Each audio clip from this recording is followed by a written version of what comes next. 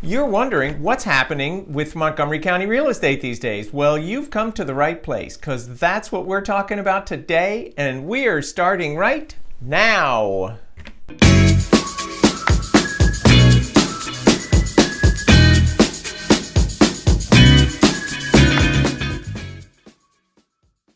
So let's start with the June activity. We've got new listings. There were 1,702 new listings this month. And same month last year, there were 1,550. So that's an increase in new listings of 9%. Then we move on to total actives. You've got 2,965 this year versus 3,487 last year. So that's a decrease in total active listings of 15%. And last, you have the under contracts. 1,102 this year versus 1,720. So that's a 36% decrease in contract activity year over year. One thing to be aware of from the numbers across the top row is that if you're getting your updates from Zillow, Trulia, Realtor.com, or one of the other portal sites, a lot of the properties that you might see there may not even be available. So I would strongly suggest that you contact your real estate agent and have them set up a direct from the MLS feed to you for updates so you can see what's going on and what's current and active up to the minute. Here's another benefit of a direct MLS update from your agent. Some properties are marketed through the multiple listing service as coming soon, and those properties don't appear in the portal sites at all. So if you'd like to be aware of those properties, you really need to have a direct feed set up for you by your agent. Now let's take a quick look at the year-to-date numbers. We'll start off with year-to-date sold properties. You've got 5,858 versus 6,296 the prior year. So that's a decrease of 7%. Next, we'll move on to the average sale price, $552,706 versus last year's $548,883. So just under a percent price increase so far this year. Next, we'll move on to average days on market. You've got 49 days on the market, average so far this year versus 38 last year. So the market pace has definitely slowed down by 28%. If you've got a house that's on the market, maybe it's been on the market for longer than the 49 days average, then it's probably time to stop, take a look at what's going on, and reassess so you can get your house sold. There are 4 things that sell houses: location, condition, presentation, and price. Let's take a few minutes and go through each one of them so you can understand how to move forward. First, the easy one, location. Not much to do about that, so let's move on to condition. Take off your seller glasses and put on your buyer glasses and take a good hard look at what your house would look like to somebody who's never seen it before. It's human nature to get used to the quirks of your house, but buyers have a fresh set of eyes. So once you've gone through your house with your buyer's eyes and made a detailed list of things to do, then you can assess. Now, take a look at the competition.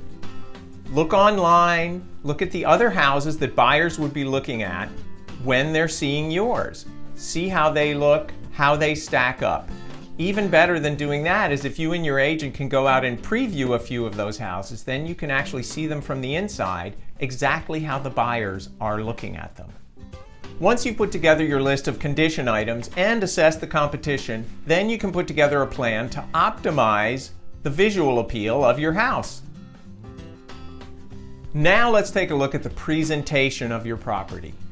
Does it have professional photographs? Is a 3D tour and/or video tour available? What sort of marketing is being done on social media sites? And last, but certainly not least, is how does your house look on the portal sites? Because the way it looks on the portal sites versus how it looks on the MLS can be very different.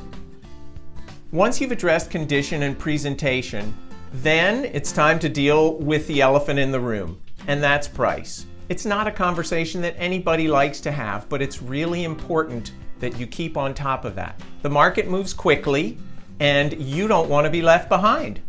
One other number that I like to look at are the properties that failed to sell. Those are properties that were taken off the market or where the listing agreement actually expired. So you can see there were 424 properties that failed to sell in June versus May 331. So that's a pretty substantial move up. Two other numbers that I like to keep an eye on are the absorption rate and the list to sell ratio. First, let's talk about absorption rate. Absorption rate is calculated by taking the average number of properties sold over the past 12 months and dividing that into the active properties that are on the market. And basically what this tells you is what type of market you're dealing with. The dividing lines are this: 0 to 4 months worth of inventory is a seller's market. 4 to 6 months worth of inventory is a transitional market, and 6 months and above is a buyer's market. So where does Montgomery County sit right now? As you can see, there are 3.27 months worth of inventory on the market at the moment. That's a slight move up from last month, but still sitting in seller's territory. The list to sell ratio is how much a house sells for as a percentage of its original asking price. And this spring, it's been averaging between 98 and 100%. So what does all this mean? Well, it's kind of mixed signals, which is often the case. So new inventory is up, but actual total listings and under contracts are down pretty substantially. Now, one of the things that might explain this is if you look at this year versus last year, the first 6 months. 2018 was very brisk at the beginning of the year because interest rates were moving up. And a lot of people got off the fence and got into the market because they felt like interest rates were going to go higher. This year, the beginning of the year was slower, partly because of the government shutdown. So there's those two variables that kind of change the pace of the market earlier in the first 6 months. So we'll have to kind of see how things play out. Remember, all of this is big picture data. It's all about the county as a whole. And real estate is always location specific. If you'd be interested in detailed data on what's going on in your neighborhood and how that applies to the value of your house, then you can click in the description below. It's got all my contact information. Be happy to talk to you for a few minutes, get a little more information, and put together a detailed analysis of your property as it sits today.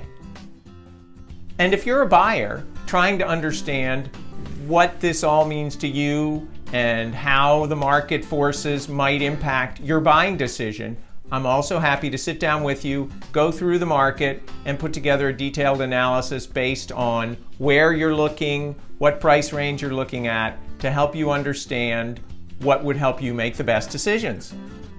My name is Harry Moore, and I'd like to say thank you for taking the time to watch this video. If you like what you saw, please hit that like button. Happy thumbs are most appreciated. And if you know someone, maybe a friend, a neighbor, a coworker who you think might benefit from this information, please share this video with them.